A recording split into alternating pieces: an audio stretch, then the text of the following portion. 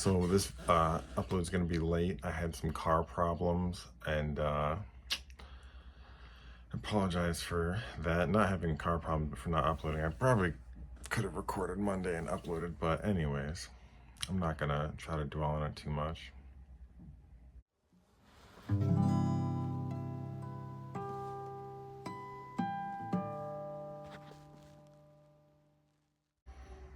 So, in today's episode, I don't have a specific topic, but there is sort of a lot of new things in pop culture. Maybe not a lot. There's some things in entertainment that have happened recently that I would like to talk about. Particularly, I'm gonna go over some things in the PlayStation State of Play that happened last Thursday, the things that I can remember. And I'm gonna talk about Star Wars ACOLYTE, because I just finished watching the 2-episode premiere of that. I got some new Star Wars items. It's the Nubian N1 Starfighter.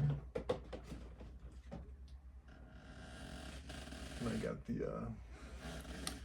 the Bongo submarine.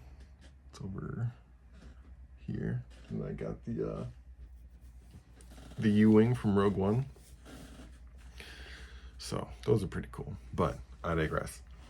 I suppose I'll start with the State of Play, just because I don't really remember exactly what was there. I probably should have looked it over before, but I think that if I skip over the stuff that I don't remember, then that sort of is indicative of my opinions on it. So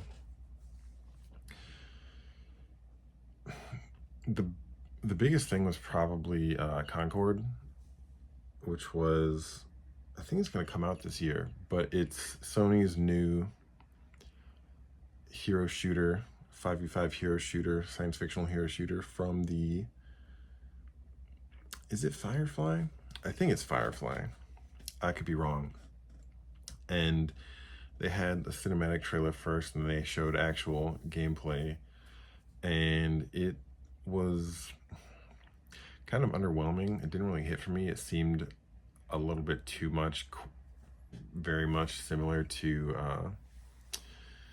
Guardians of the Galaxy. Like, it didn't really evoke any sort of unique science fictional sort of vibe or setting for me, which is a bit of a death knell for science fiction, is to be generic, because there's so much science fiction and you really have to be able to stand out. And it didn't, I didn't find any of their alien designs to be particularly inspiring. None of the technology really stood out as clever.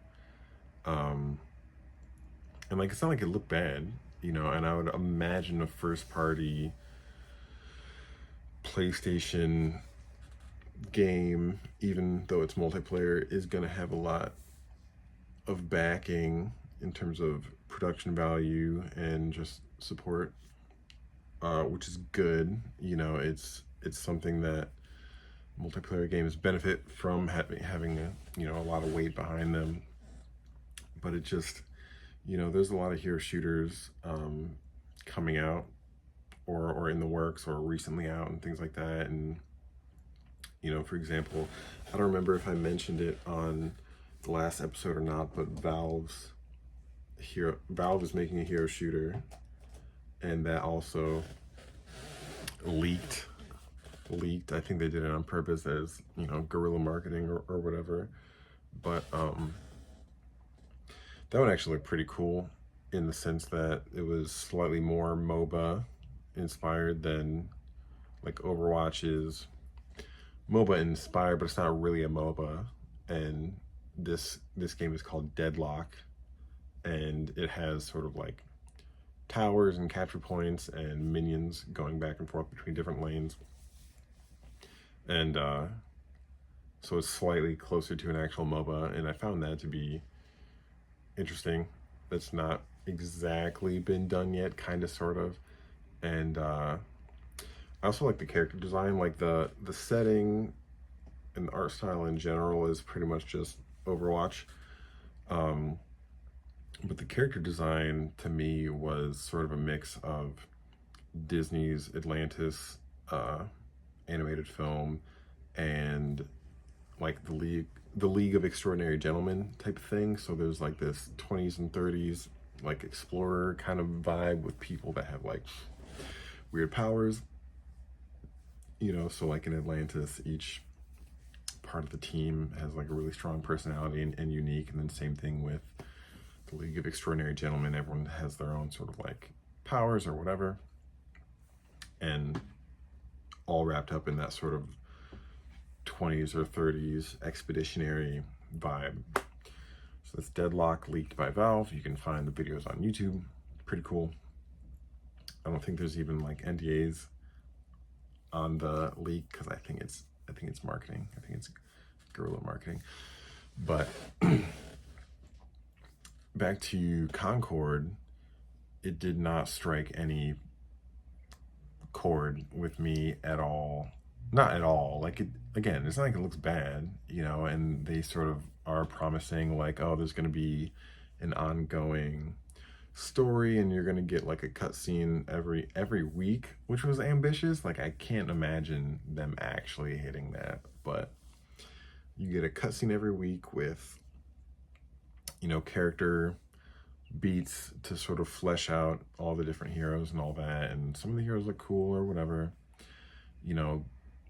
So long story short, not doing anything for me, but it remains to be seen. Like I will totally withhold judgment until it's out and I can see what actually happens, and ideally like get to play it myself.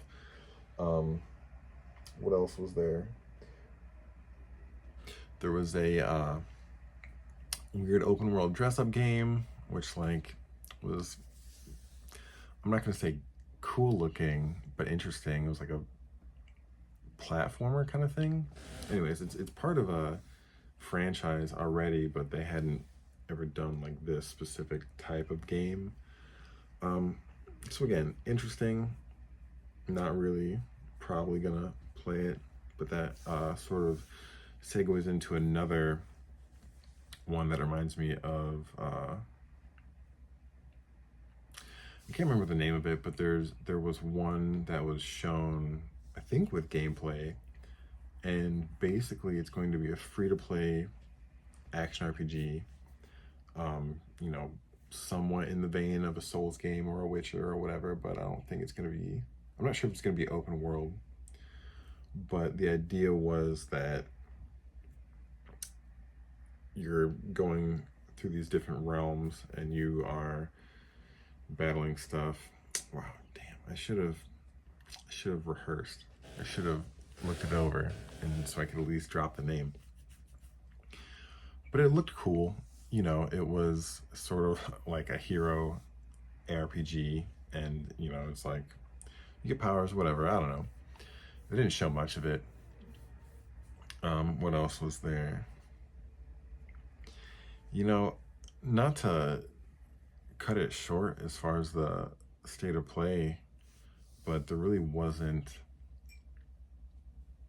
any huge reveals or big bangers. Like Concord was the sort of big thing. Oh, there was an Astrobot game that's coming out that looks really cool. It's like a giant, love letter to PlayStation history, which is very cool, but also, the other Astrobot games kind of were that too, and this is a bigger, better version. I think it's just gonna be called Astrobot, which is cool. Looks fun. I haven't played any of them, but they look fun. Like, I haven't gotten a PS5 yet, but when I do, they come packaged in with an Astrobot game or experience or whatever, and I'll totally play that. It looks fun, it looks cute. It has all the sort of uses the haptic feedback and sensors and special triggers of the PlayStation 5 controller, the DualSense. So that's cool. Just trying to rack my brain here to remember anything else that happened at the state of play. But like I said, if I don't recall specifically, oh, there was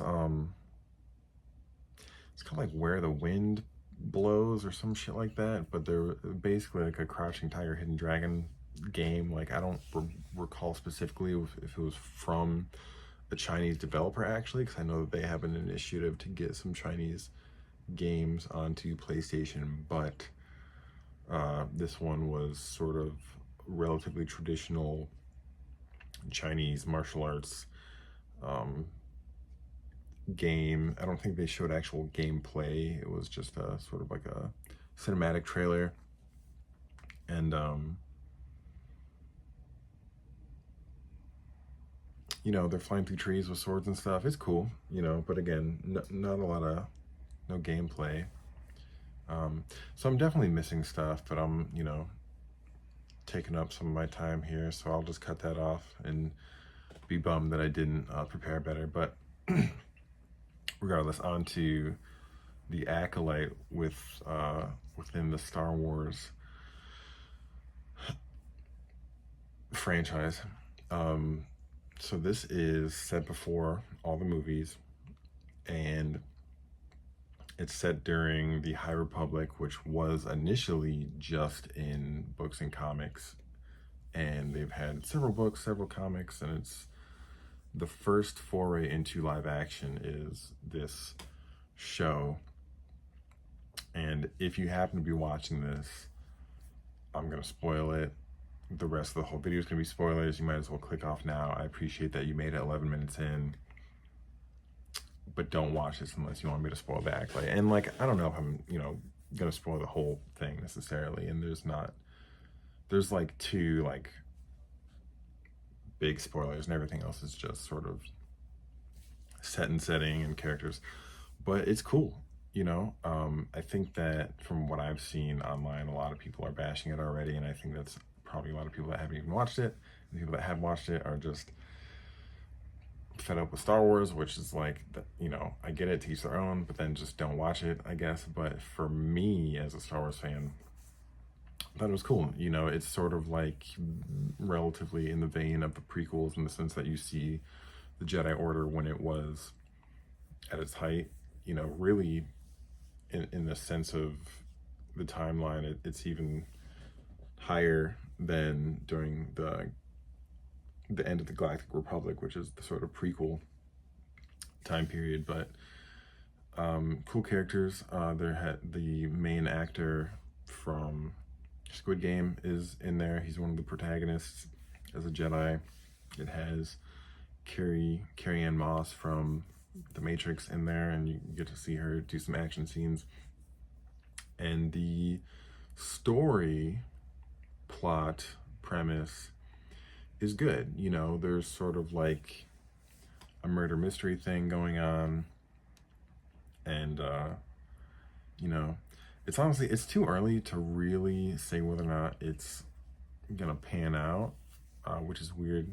Like, I get that people kind of have to review the premiere, you know, and say like, here's the first 2 episodes, it just came out, here's what we think and how good it is and blah blah blah, but it's really too early. Like, I think there's only gonna be a total of 8 episodes, which means there's only 6 left, but it's still 3 hours of content. And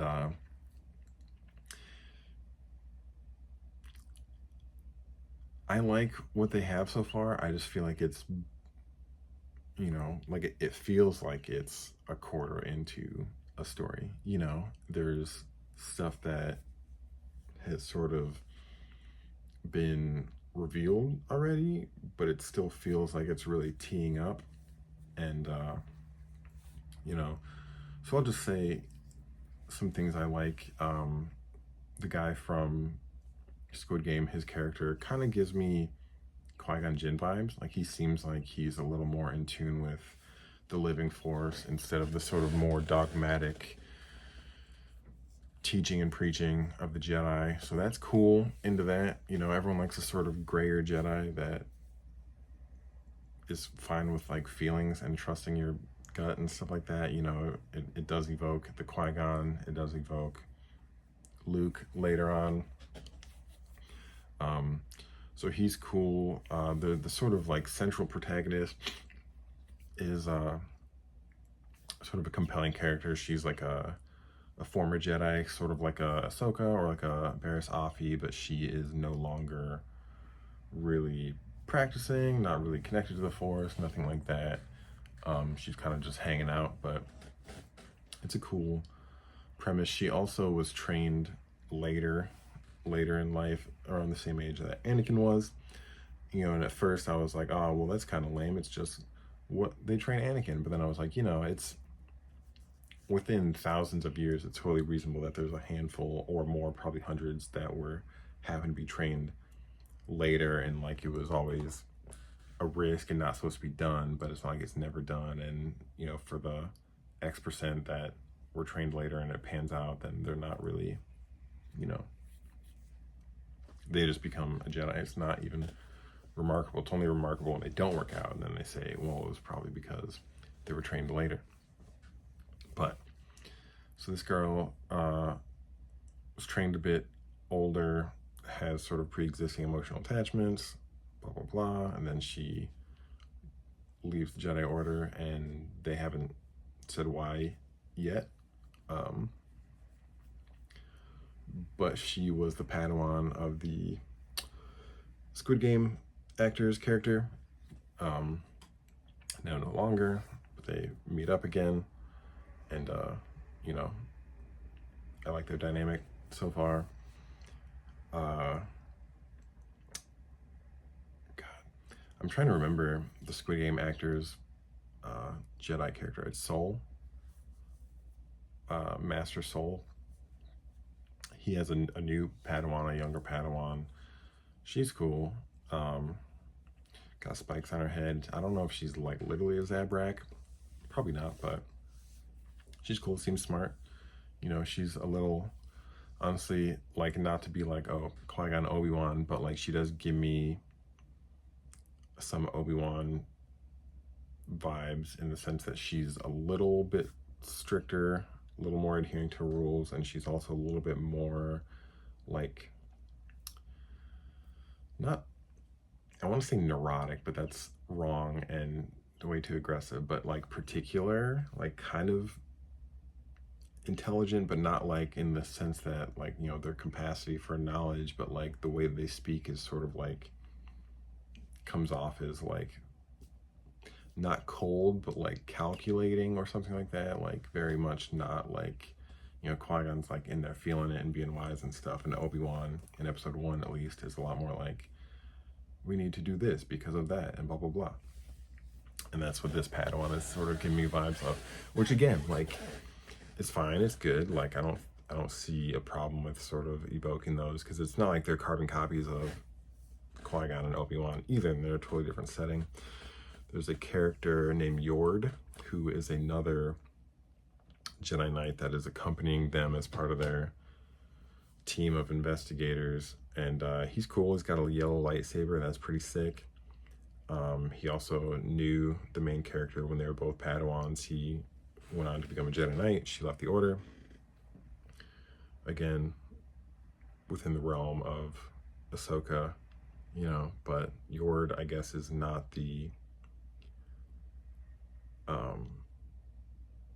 he's not like the equivalent of like Barriss Offee or like Anakin. Like it's not an exact one-to-one analog here, but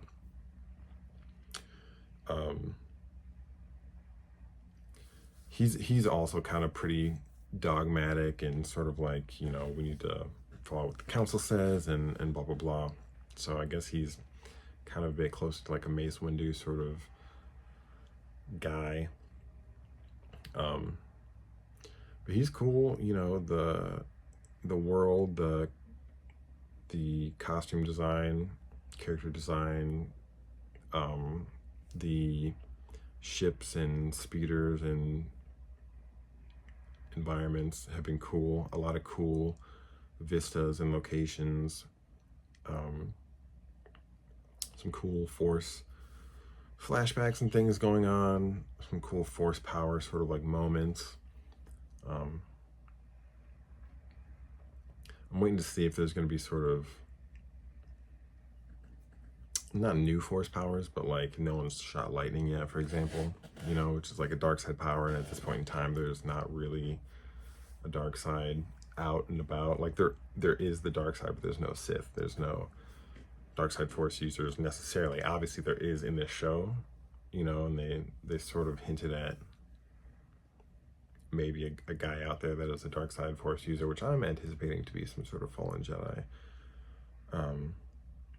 But there are examples in comics and in books and stuff of dark side Force users during this period that weren't necessarily Sith or fallen Jedi. A lot of them are fallen Jedi, but you know, like it's possible that you can sort of not be a Sith or a Jedi and also develop Force abilities and train yourself, or be trained and also find your way into having a lightsaber, and then it's red for whatever reason. It's not. I mean, it's fiction, you know, so you can give whatever explanation you want for it. But yeah, so the long and short of it for the Acolyte is fun. I enjoyed it. I'm intrigued. I'm ready to watch more. There's way too many commercials on Disney Plus without paying extra, just commercials, and like normally it's like fine because it's like one at the beginning, maybe one in the middle. This was like every few minutes, so I don't know if that's the new norm or if it was because they knew a bunch of people were gonna watch it or whatever, but definitely hindered my viewing experience. It was kind of frustrating, but the content itself, the story, the characters, the setting, it was good. I'm looking forward to watching more. I'm hoping that the public consensus swings more positive eventually. Hopefully they can pull something out of their ass that everyone really gleams onto.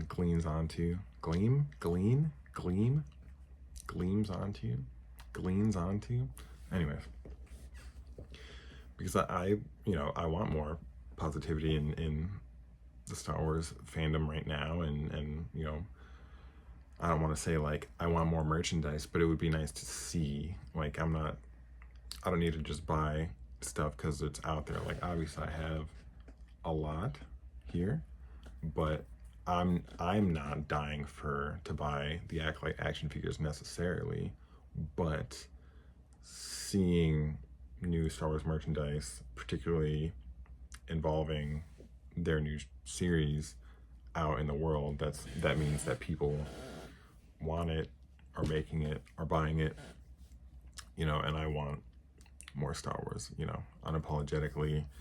You know, people are like, oh, it's too much Star Wars, like they come out with so many things all the time. It's like, A, I really don't think they do, and B, you don't have to consume all of it. Like, it's pretty reasonable that someone could have just watched Mandalorian season 1 and then watched the Acolyte, and now that's like, you know, 5 years in between the two, or whatever, you know.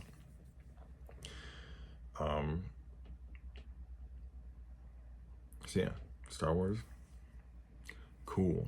And so about 7 minutes ish left here, and let's see, what do I want to talk about? What I've been playing? Oh, speaking of Star Wars Hunters is a new iPhone, Android, and Nintendo Switch game. I can almost guarantee that it's going to come to Xbox and PlayStation and PC eventually. I just imagine they sort of are waiting for it to catch fire on mobile first, and if it doesn't, then they're not going to do it. But if it does, then they're like, okay, we can bring this to consoles and make it, you know, a real game.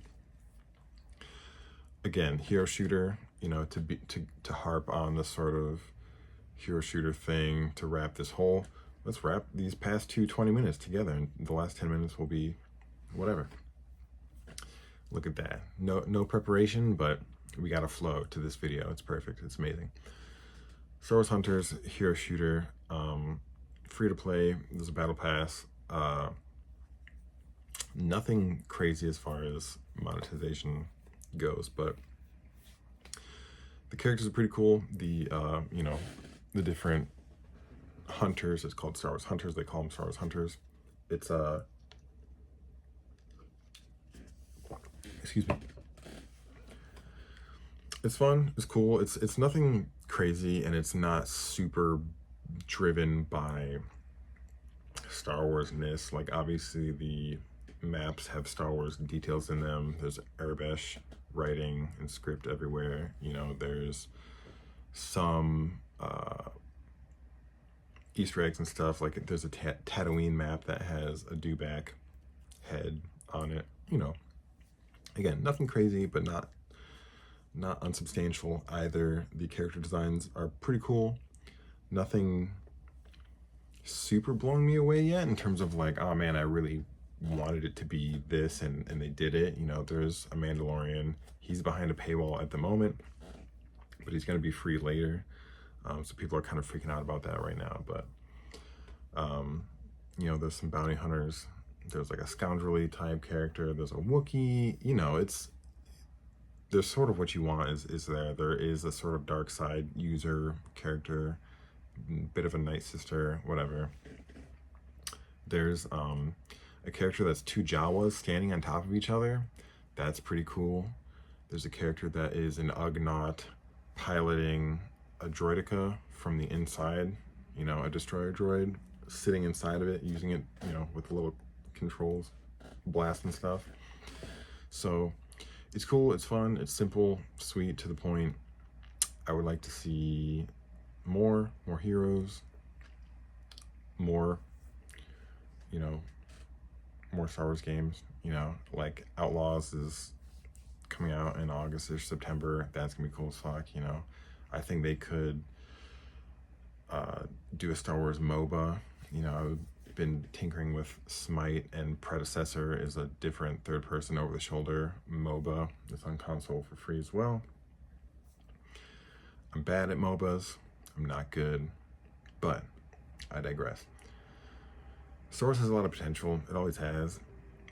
In fact, it's almost always been more potential than substance, besides the original trilogy. Like, you know, but you can't, you know, watch the prequels or watch the sequels and go, you know, oh, it could have been this, or it should have been this, or they should have done that. You know, it's like you kind of have to, you're going to enjoy it a lot more if you judge it for what's there and what's good and what's bad about what's there, instead of saying, you know, why'd they do this? They could have done that instead. You know, it's like you can, it's just, the problem is people love it so much that it makes them want to do that, which I get, I totally get, but I've learned to be better about my admiration for fiction, particularly Star Wars.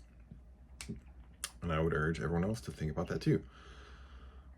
But yeah, Star Wars Hunters has been fun. I haven't dabbled with it as much as I would like to, but I'll get there. You know, I mean, it's on mobile, so I can play it whenever. You can play it with a controller, play it on Switch.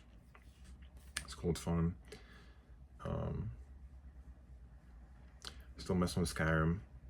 You know, Skyrim's still fun, but again, like I mentioned in the intro there, like I've been having car problems, so that's kind of been taking up some of my time. That's not fun, but I think it's gonna be under control, hopefully by the end of the day tomorrow, or the next couple days or whatever, and then we'll be good. And next week, hopefully I'll have some more to talk about. Maybe I'll play something. I've been sort of thinking about playing Diablo, you know, only because my counterpart over my my girlfriend's sister's boyfriend, you know, was thinking about playing something with me, and we don't play the same games. And I was like, well, what about Diablo? And he's like, maybe. So maybe I'll have something to say about that. You know, it would be nice to sort of have a conversation about co-op and RPGs a little bit. Like, obviously Skyrim is an RPG, but I didn't necessarily talk about the RPG elements that much, besides like what my character was. But I've rambled enough. Hope you liked my very not hot takes on Star Wars and my completely shallow recollection of the Sony State of Play. And you know, next week, same time, same place, except for I'm not gonna miss my day. It's more where that came from. It'll be better.